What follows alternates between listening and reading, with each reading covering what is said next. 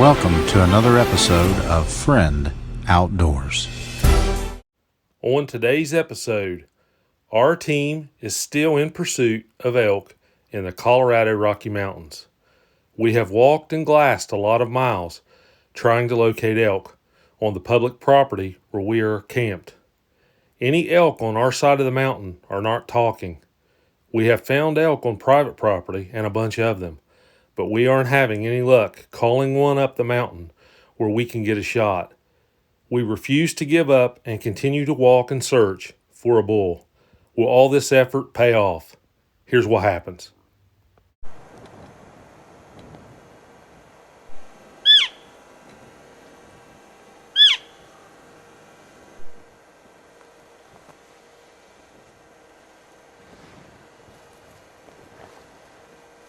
We covered a lot of ground in the Rocky Mountains as we walked around searching for elk.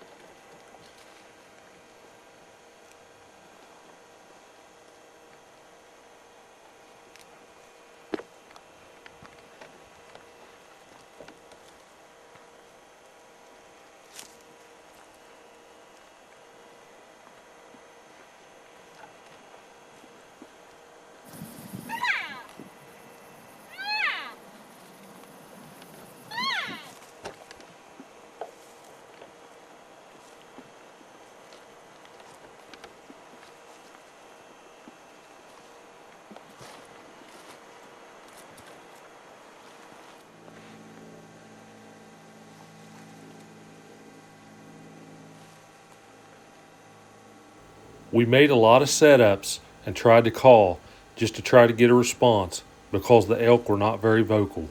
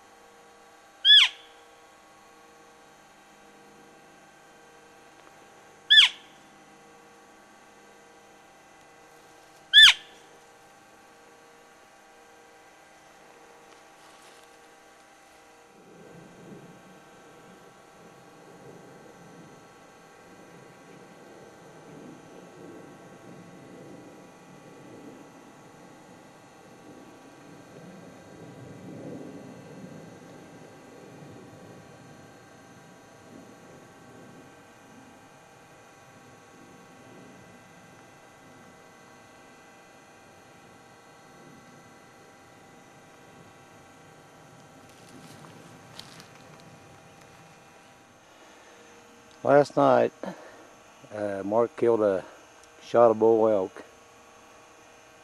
If you can't see him, Mark is in that tree over there, somewhere in that brush.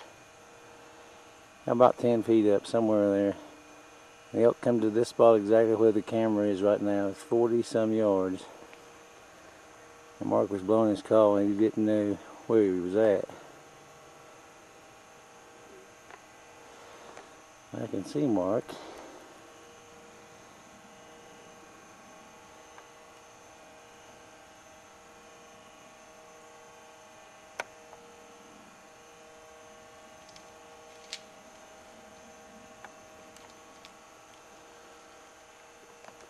He's hit pretty good.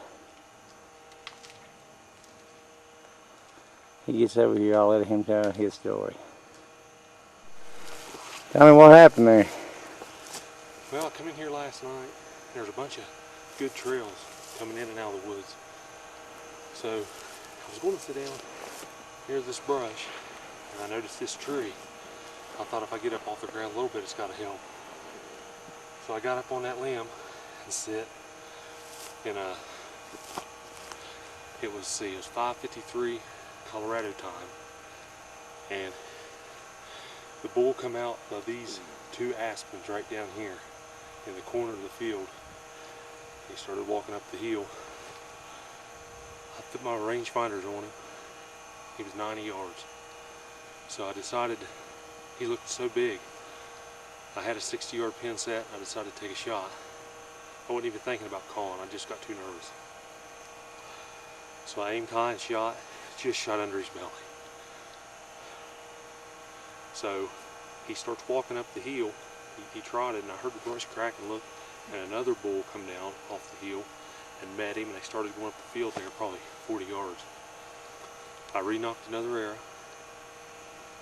I remembered my cow call then. I pulled out, cowed one time, and both of them come trotting from behind Brian down through here. And the biggest one, he come down through here. The other one was a little higher. He was kind of behind this tree, and I could just see his legs. This bull come down about 60 yards and stopped. And he was just looking right at me, it looked like. Finally, he walked probably another 10 yards, and he stopped again and started looking. And it just so happened I ranged this bush, and I knew it was about 30. And he hit about 50 or so, and he turned, and he started coming down this way. And looking, once I got in a tree, I actually shot him about right in this area. He was just below this bush. And I put my 40-yard pin on him, and I aimed right at his shoulder. He wasn't completely broadside. He was quartering to a little bit, but he was turned enough, I'm pretty sure I could get the lungs. And he was getting so close that I was afraid he was going to bust me. And the way I was sitting, I was kind of in a bind. So I put the pin right behind his left side, left shoulder, and I shot. And I saw it hit, and the elk starts running down the hill. He made a circle, and he goes in the woods over here by the aspen tree. And all I could see was about this much, my fletching basically in the knock, sticking out his side when he went in by that aspen tree. So I went back to camp, waited for the guys to get back, and we come down here and started tracking him. We did find him. He didn't bleed hardly at all. I was afraid of the angle of the shot, the way it come back through him. I didn't think it'd punch out the other side, so we found very little blood, but we did get lucky and find him. So we're going to go take up the trail now and show you what we got. Right there's where the biggest bull come out, and he started walking up this brush line here. Like I say, he got about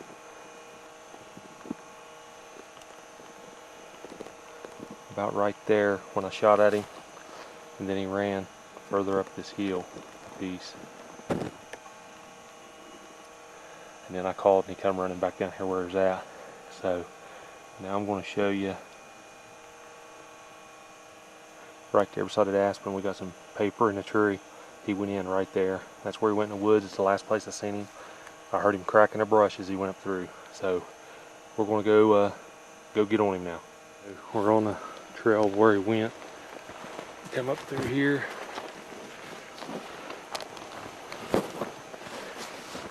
We got paper in the tree so we wouldn't get lost when we come out last night.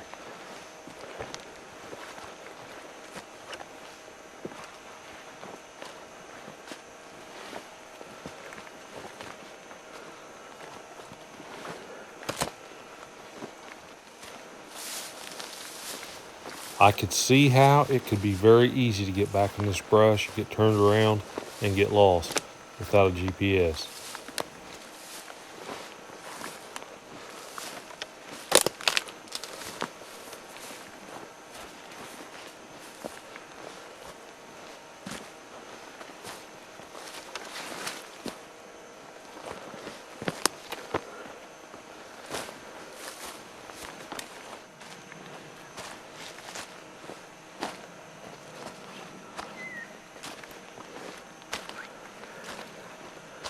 Comes right here.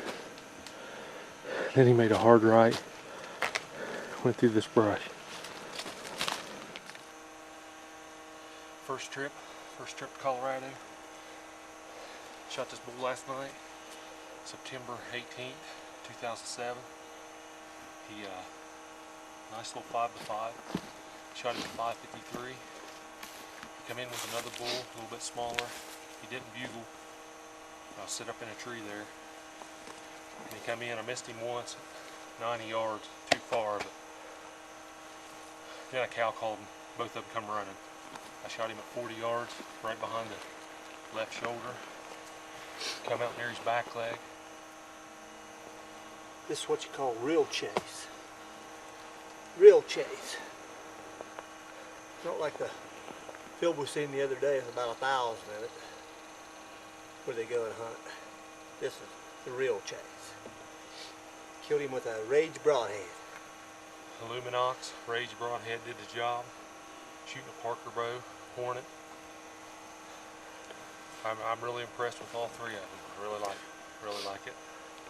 I'm very tickled good. Sure, I know there's bigger ones, but I'm more than happy to take this one back to West Virginia.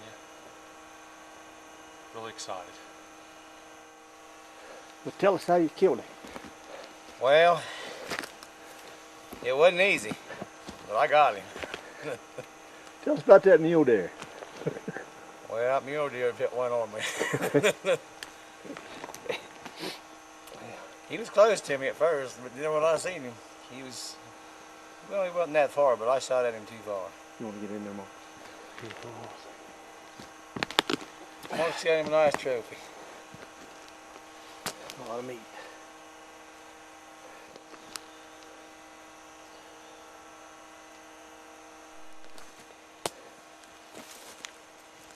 Where is he?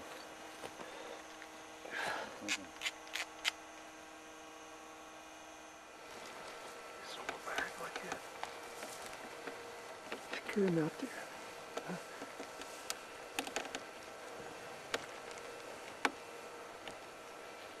Yeah, it's good. Just go on.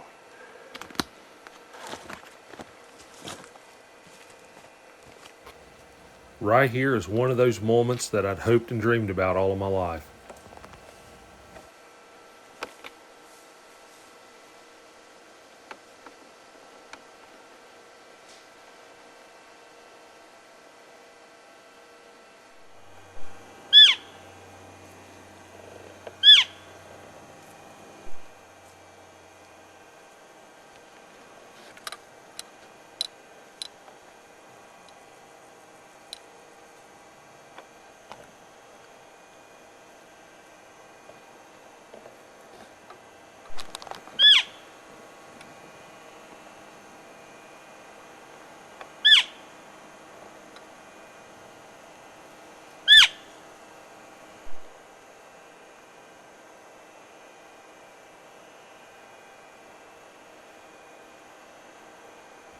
Walters moves back up the mountain as he's covering a lot of ground trying to find an elk.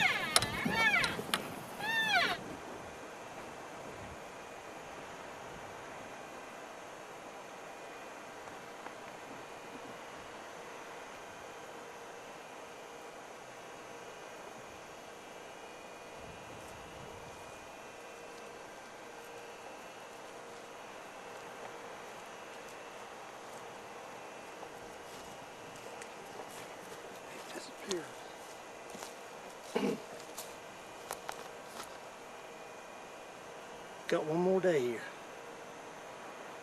We've only killed one bull. 5 of 5. My son Mark killed it. He killed it Tuesday, and today is Saturday, and we'll be leaving Monday. We'll be packing up tomorrow to get ready to go. The Rage Broadheads, they come through for us. Still got a little bit more time left. Maybe we'll get another. That's it. We hope you enjoyed today's episode. Here's a quick recap of this hunt.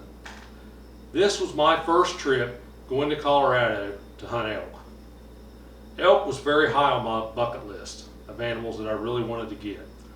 So when I got the opportunity to go, 4 of the guys, we go out there to hunt, and my cousin Norman, he'd been there before and he'd been successful. So we knew that they were in the area. When we actually went in, there was a group of guys coming out, and they had a 6x6, a really nice 6x6 bull that they got. But they'd made the comment that all of them had had opportunities, but they only got one bull. One thing about elk hunting, you know, it's like anything else you hunt. Everything looks bigger on the hoof than maybe when you get it. But it was just so exciting, you know. Those guys gave us some information. They told us that there were elk across the mountain on top and on the back side. And that was a 3-hour walk from our camp, straight up, all uphill to get there. He said that there was a few on our side, but they weren't being vocal. You know, I think they maybe hunted them enough, they had them call shy or whatnot, but they weren't talking. So we'd climbed the mountain and we'd seen them. Unfortunately, I took my camera up there and I did some filming, but I'm here to tell you that the wind was howling so bad up there that it was just screaming across the mic, and I thought, man, this is awful. I'm just not even going to film footage up here because you ain't going to be able to hear nothing for the hissing. I was so disappointed when I got home and I really watched the footage. You couldn't hear the wind that much. I could have captured all kind of elk footage up there, but unfortunately that's just not how it turned out. But on a particular day that I got this bull elk, this was the 5th day of an 11-day hunt. And on this particular morning, Brian had went out and he got an opportunity at a mule deer buck, and he took a shot at it. So he come back to camp and he asked us to come and help him look. So we go back down there looking, and we're scouting around looking, and eventually we did find part of his arrow. He'd missed this mule deer, and it hit a tree and broke the arrow. So we went back up to camp, we got some lunch. We were pretty tired from all the walking that we'd done, and we decided to hunt closer to the camp. So I went with Brian. He said, let's go back down there close to this meadow where these mule deer was at. Maybe they'll come back out tonight and we can get an opportunity. Again, we hadn't heard any elk on our side of the mountain, just on the backside. So where I went, this pine tree, cedar tree, had fallen into another tree. And I was able to walk up it, and it had a fork.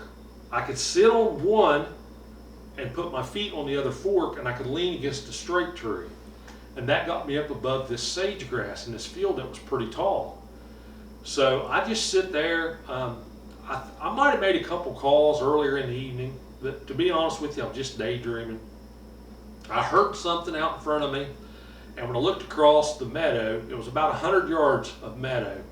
I saw this elk come out, and he turned parallel to me, and he started going up the hill. Then I heard the brush crack and looked, and another bull was coming down that was a little smaller than him. And I had been shooting my bow a lot that summer, getting ready to go. And I had 60-yard pin, and I could group pretty good at 60 yards. So I thought when I saw this bull at 90 yards going parallel to me, I'm not going to lie, I got so shook up, I didn't even think about calling to him. I just thought, aim high, try to get a shot. I thought, that thing looks huge, there's no way I'll miss.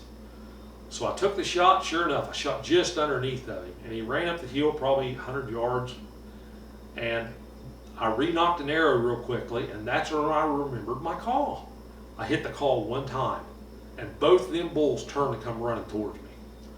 Now in the video I talked about that, so I won't cover it again, but when that bull did get down there, and he got broadsided, and he gave me the opportunity, and I took the shot. When he spun around and run off, all I could see was my fletching. I felt like I've killed that elk. I just don't know if I'm going to find him, because I hit him midway up, which I felt like was a good shot. But those things are pretty, they're pretty wide. So if I didn't punch an exit hole, and again it's halfway up, he's going to bleed internally. There might not be much blood on the ground, and that's exactly what happened. We just found speck here and speck there. And this was early GPS time, so we didn't have one of those. We just took some toilet paper, we're tying it to trees so we won't get lost. We're tracking it. This bull probably went a couple 100 yards, 200, 250 yards, and Norman found him. So I was so excited and tickled to get him. Again, this bull looked huge when I shot it, and I'm still tickled, you know. In fact, right here he is. And in elk standards, he's not that big. He scored 220 and 4/8, but I'm tickled to death, you know. They look so huge. So the good Lord blessed me, and I thank him for it. I'm just so happy that I got the opportunity to go and elk hunt. It was very high on my bucket list. This was real hunting. This was public, national forest. It was a tent camp set up. We packed our water in, you know, had to do chores and cut wood. Luckily, we didn't have to make no fires. It didn't get cold enough.